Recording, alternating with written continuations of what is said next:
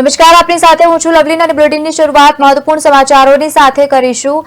અમરેલી તાલુકામાં જસવંતગઢ ગામે ગત 28 નવેમ્બરના રોજ રહેણાંકી મકાનમાં 64 વર્ષીય વૃદ્ધ મહિલાની હત્યા કરવામાં આવી હતી, જે બાદ પોલીસે હત્યા કરનાર આરોપીને ઝડપી પાડવા માટે 14 અલગ અલગ ટીમો બનાવી અને વિવિધ દિશામાં તપાસ શરૂ કરી હતી।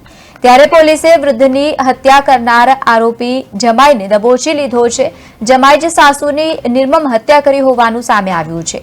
11 વર્ષમાં જીવનમાં પત્ની અને તેની સાથે મન દુઃખ રાખીને વારંવાર પિયરમાં જતી હતી અને પત્નીને સાસુ સહકાર આપતા હોવાથી જમાઈએ સાસુની જ હત્યા કરી નાખી અને આ ચકચાર જે ઘટના સામે આવી પોલીસે તપાસ શરૂ કરી હતી।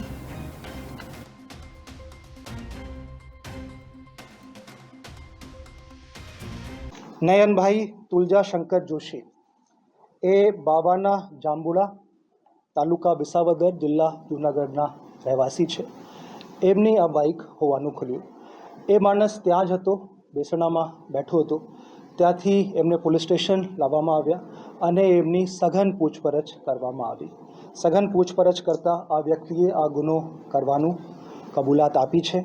આ જે વ્યક્તિ નયનભાઈ તુલજા શંકર જોશી છે એની ઉંમર 34 વર્ષ છે અને એ ભોગ બનનારના જે મરણ જનાર પ્રભાબેન છે એમના જમાઈ થાય।